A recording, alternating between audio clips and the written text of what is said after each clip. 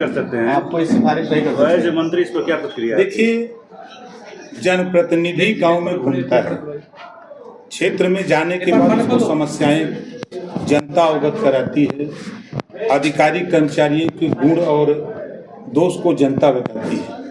अधिकारी तो भाई अपने कमरे में बैठे रहते हैं, उनको तो जो फीडबैक मिलता है वही वो जानते हैं। जनप्रतिनिधि हस्तक्षेप नहीं करेगा, सही बात तो वही से मिलती है, तो उनकी बात से हम सहमत नहीं है।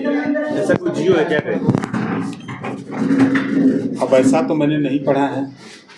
मंत्री, एक सवाल और भी है कि विदिशा की बैठक में जो नेता थे, जो किसी ने कुछ सांसद भी थे, किसी ने कुछ नहीं बोला, फिर बाद में जाके अपने भड़ास निकाला बाहर जो है, तो क्या वो कमजोर थे क्या? वहाँ मौके पे डर रहे थे क्या? आप लोगों के सामने भड़ास निकाले होंगे। देखिए, एक चीज़ मेरा अपना मानना है कि जो जिस पार्टी से चुना जाता है उस पार्टी से हट करके बोल नहीं सकता। अगर वो बोल देंगे हट के तो उनकी शिकायत लखनऊ दिल्ली चली जाएगी, तो आगे टिकट नहीं मिलेगा। आप उस बैठक में क्या करते हैं? अरे हम चाप के बोलते हमको किस बात की डर है? हमको कौन निकालेगा? हमारा टिकट कौन काटेगा? नहीं, यहाँ डीएम साहब किसी की सुनती नहीं, किसी नहीं। देखिए, हमारा अपना मानना है कि देखिए, हम भी इसी प्रदेश में मिनिस्टर हैं, सरकार का एक हिस्सा है।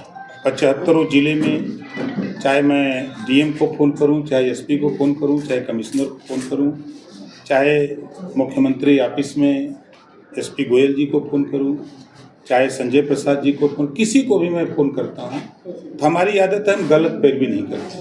जो सही है वही डट के करते हैं और डट के करा लेते हैं।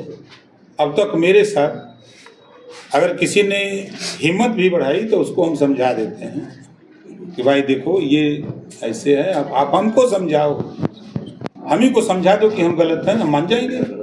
लेकिन हम पैरवी करते हैं तो हम दोनों पक्षों के बात को सुन करके, समझ करके, तब हम पैरवी करते हैं। आपकी जन सभाओं में अचानक जनाधारा को बढ़ता प्रतीत रहा है, भीड़ आ रही है, इसकी वजह क्या है? लोगों को विश्वास है कि एक व्यक्ति है जो सही बात बोल रहा है, और कोई भी गरीब कमज़ोर आता है तो उसकी मदद हम खुद जब कहीं भी बैठते हैं समस्या सुनने के लिए, तो एज ए डॉक्टर जो लोग आते हैं उनको एज ए पेशेंट हम उनको रोगी समझ करके उनका इलाज करते हैं। अगर वो टैबलेट से ठीक होता तो टैबलेट, कैप्सूल तो कैप्सूल, इंजेक्शन तो इंजेक्शन, नहीं पानी में चढ़ा देते हैं। मंत्री जी, एक सवाल ये था कि कथावाचक स्वामी अनिरुद्धाचार्य को लेकर अखिलेश यादव समाजवादी पार्टी राष्ट्रीय अध्यक्ष ने अपमानित करने का काम किया है, और इसको लगातार ये सुर्खियों में बना हुआ है मामला है कि सनातन धर्म का ये अपमान है, श्री कृष्ण भगवान के बारे में चीज़ें हो रही हैं। देखिए, मंत्री हैं सरकार में। देखिए, अखिलेश जी अपना संतुलन खो बैठे हैं। सत्ता में थे तो क्या कर रहे थे पूरा जग जाहिर है। सत्ता से बेदखल होने के बाद अभी इसी देवरिया में ब्राह्मण बनाम यादव कराने की पूरी कोशिश किया। आपने देखा होगा घटना, सबको याद है। हम ले चलते हैं आपको इटावा, ब्राह्मण बनाम यादव।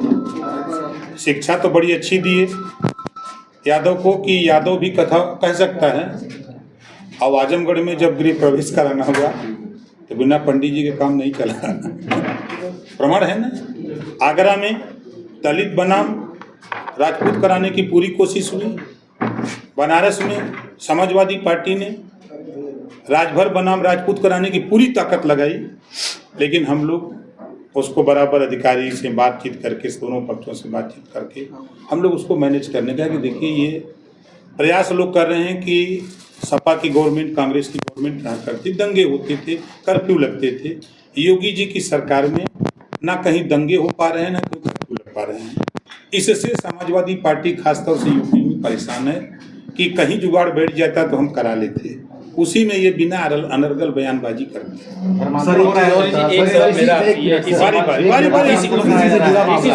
जैसे आपने कहा कि योगी सरकार में तमाम सारी बहुत अच्छा हो रहा है, लेकिन कांवड़िए मिर्जापुर में सीआरपीएफ के जवान को खुलेआम पीट रहे हैं स्टेशन पे, वो ड्यूटी के लिए जा रहा है और सरकार इसमें कुछ कोई एक्शन नहीं आ रहा है। अखिलेश यादव ने इसको भी लेकर हमला बोला है कि कार्रवाई होनी चाहिए। नहीं, बिल्कुल कानून अगर कोई भी अपने हाथ में लेने की कोशिश करता है तो सरकार की तरफ से छूट नहीं है किसी को, चाहे हम हों चाहे कोई भी हो।